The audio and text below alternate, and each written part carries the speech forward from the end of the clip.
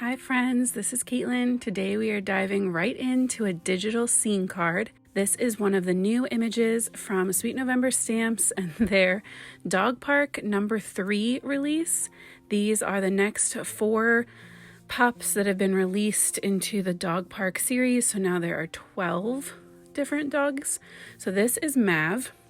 I thought it was Maeve, but I watched Amy today and she said Mav. And he is a little... what are those, like French Bulldog? So cute. I originally thought maybe Boston Terrier, but I see the difference. But I also see how you could very easily color this to be whatever you wanted.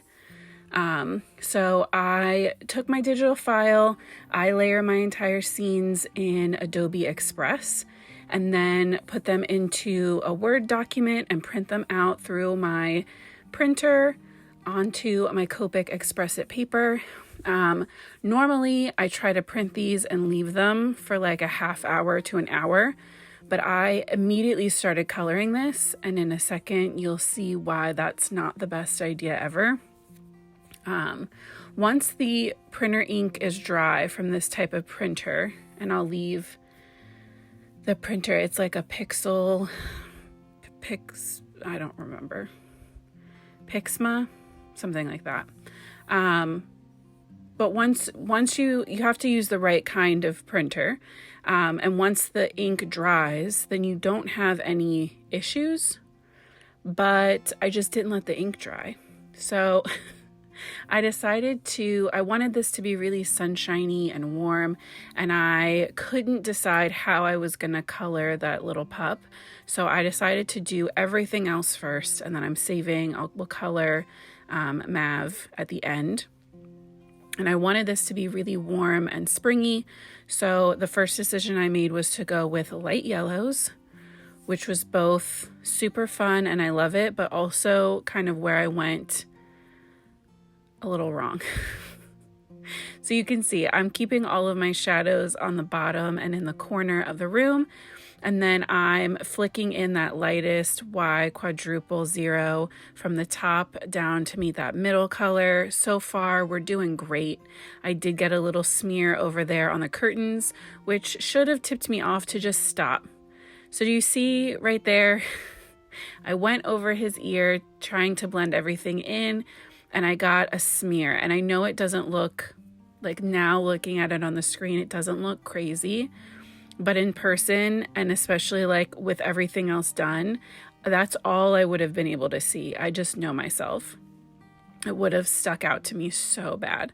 So I decided for now just to let it dry, because sometimes when I try to solve a crisis in that exact moment, I overcorrect, and I didn't want to do that. So I figured, okay, I'm just going to work on the floor. We'll circle back around. It's going to be okay. So I went in with my E25, and I am starting to mark out some wood flooring, some panels through the floor, adding in some wood grain texture to these. I'm going to keep them very soft. I blended that out with E23, and then we'll bring in an E21, I believe, for that little bit of highlight. I was just going for kind of that like warmer, kind of soft pine kind of color. I've been watching a lot of home renovation shows, so now I feel like an interior designer, even though I know I'm not. And if you saw my house, you would understand why that is so true. So there's that E21, just trying to soften and bring everything together. So this is when then I felt like I could go in and fix that smear, right? We won't even call it a problem. It's just a smear. It just is what it is. So I decided to go a little bit of maybe like a 90s throwback wallpaper, and we're going with a plaid wall, right? A little, still maybe a little bit of a overcorrection, but I love how it turned out, so I feel fine about it. So what I wanted to do was to put a horizontal and a vertical line right where that smear is with those medium kind of gray markers to kind of hide it. And what I originally then made the mistake of is I used a ruler that had alcohol ink already on it down the side without cleaning it. So some of those lines got a little bit darker. You could see I scribbled that darker ink off. And then here's where I'm going to go with my ruler and bring in that vertical line all the way across. And that's what's really going to help disguise that smear. So it's kind of still there, but you really can't see it. Unless you're looking for it, you don't see it.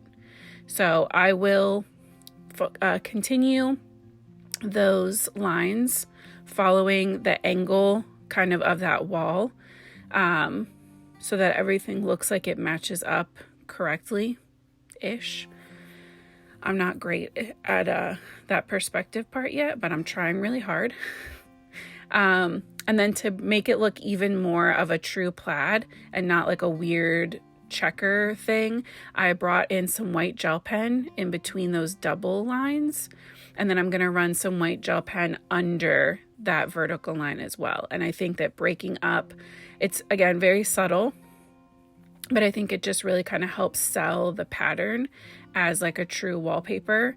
And in my mind, this is very much like a young boy's room in like 1999. It probably sounds so silly. If you have plaid wallpaper in your house, please let me know and I will take all of it back. But yeah, so again, I wanted kind of to start creating more of a gender neutral setting now for the rest of our scene. So with the yellow, I ended up going very primary. So we're going to have yellow, red, and blue, which I love because to me, it does stay. It could still be a little bit of a younger card. It's not necessarily like a kid focused card, but it could be for a younger person. Definitely gender neutral with how everything turned out at the end, which is great just to have in my stash at all times. So I'm going in with those B90s, kind of that denim classic blue. Going with B99, B97, and then B95 to blend all of that out on the rug. And I'm going to do the outer section and that center kind of bullseye section in the same blue, and we'll add tan to the middle ring to kind of pull in the flooring and the warm gray in the wallpaper. It was kind of what I was thinking. It also just felt boring to me to have only one color for a rug that has 3 sections. So I'm going to add in my shadows under those toys. And I took toys from multiple of the different like dog sets. Obviously, if you're building your scene, your pup does not have to have all of these toys. I just thought that was so cute. Like he's got his little toy pile that he's hoarded together. My dog is not allowed to have soft fabric toys because she just destroys, and instead of just leaving the pieces, she will try to eat the stuffing. So she has, like the harder chewy toys and like sticks and stuff like that. But she, even with just those, will like hoard all of her stuff into one big pile in the corner or something. She's so funny. So yeah, I went in with the E53, blended that out a little bit with E51, and then I will bring in E50 as that lightest shade, just to, again, kind of change it up. I thought about adding like a braided texture to this, and it just felt like way too much with everything else we already had going on. So again, kind of leaning into the idea of like, maybe this is like a bedroom corner, so everything would be very coordinated, especially if this was the 90s, everything would be extremely coordinated. So I went with the same matching blue for the curtains, which I just thought was like a cute little touch. And I really love how these are drawn, so it's so easy to add in all of that texture and highlight and shadows. So 99 to B97, and then bringing in just a little bit of that 95 one more time for those highlights where the curtains kind of billow out. And then I started working on the toys. So the stick in my head is also like an actual stick that got snuck into the house illegally. I had a little trouble coloring in the tennis balls the way I like, so I just kind of kept the second version that I went with. Sticking kind of with a darker green and then using those YG20s to kind of blend and bring in that fluorescent feel. The Frisbee is where I really started leaning into kind of those more primary colors. So the Frisbee is like a true red, and then we'll bring that same red combo in for the collar. And then for the background pattern paper that we're going to use. But I didn't want all of the toys to be the same color. I really wanted it to look like a true toy collection from, the pet store where everything is just kind of free for all. So the octopus got shaded orange with little yellow accents underneath those tentacles. The donut will, of course, be colored in as a donut. A chocolate donut with pink frosting, to be exact, because if I was going to have my choice of donuts to buy for my dog, that's what I would pick.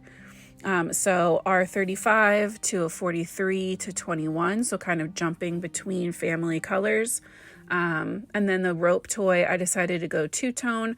The ones we've always bought have had like multiple colors, so I went with some yellow and teal just to bring in a little bit more color and kind of break up all of that blue. And then I added some highlights to the shinier kind of plastic toys. I added just a tiny touch of green. I'm not sure if with how my printer kind of ended, like where my scene ended, if that was meant to be the inside of the curtain, but I decided to make it part of the window, like what you're seeing out of that window. And then I decided to go with kind of a tan and brown color scheme for my little pup. And I grabbed my E80 markers, which are new to me. I don't have a ton of practice with them, but they seemed like a good kind of direction for this. And I love how it turned out, except that I wish I had left more highlight on the body, because I feel like the body is way darker than the face, but I didn't want to darken the face when it was done because I was so happy with how it turned out. So in hindsight, I wish I had added just a little bit less of that darker shade and left a little bit more room for my E81 at the end, but I do still like how everything works. So here we are. For the nose, I did bring in a touch of E49 as well. And then I did do some tip-to-tip shading using my E81 to pick up some color off of the end of my 84, because it is a pretty big jump. And that worked to get that nice blend right above the muzzle. Now I'm gonna color in, I did the head first and then the front half of the body, and then we'll color his little butt. So this is kind of the areas where I'm talking about where I wish I had just been a little bit more light-handed with that 89 and 87. But also that's how we learn, right? Is just kind of by practice and testing things out. So I still blended out with the 84. And then brought in the 81. And I also think if I had left, there should be a lot more light on that right shoulder, because that's the part that's facing the window.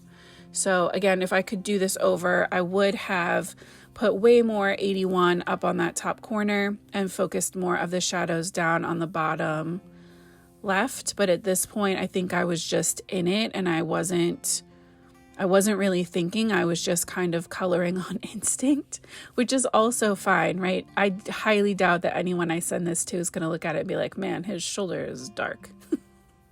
I don't think that's going to be a problem. So like I said before, I used those same red markers to shade in the collar. I gave the tag a little bit of a cool metal look. I colored the eyes in brown, and then my dog has like freckles on her tongue. So I decided to bring in some E70 cool tone markers to add some of those little freckles and dots to his tongue. I added in a second highlight in his eye with the white gel pen and a little shine to the top of the nose. And that brings our scene all together. So I was going to use a stitched die to trim this out, but none of them were the right size. So I just ended up using my paper trimmer to cut right where my printer lines kind of ended. And I do like digital scenes too, especially because you can put any sentiment you want in there. which I think is really fun. So then I grabbed this bright true red with the little white polka dots from the My Favorite Things Poppin' Polka Dot paper pad. And of course, everything's linked down in the description below for you guys. And I, attached all of that and put it on a card base. And I probably should have mentioned this much earlier, but if you made it this far, I appreciate you. And if you made it this far, it means that you enjoy watching me color scenes. So if you have any interest in hanging out with me for a more in-depth Copic coloring scene class, also using some clear stamp images from Sweet November Stamps, you can go through the link in the description and reserve a free ticket for the Cardmaker Success Summit in March, where I will be teaching a half-hour. It's a simpler scene, but way slower, way more in-depth class, and it's free. And so you can get your ticket. Getting your free ticket through my link supports me and lets them know that you like me and that they should keep me on their teaching roster. But yeah, I hope you'll come hang out with me for that free class, and I'll see you guys back here soon. Until next time, guys, happy crafting.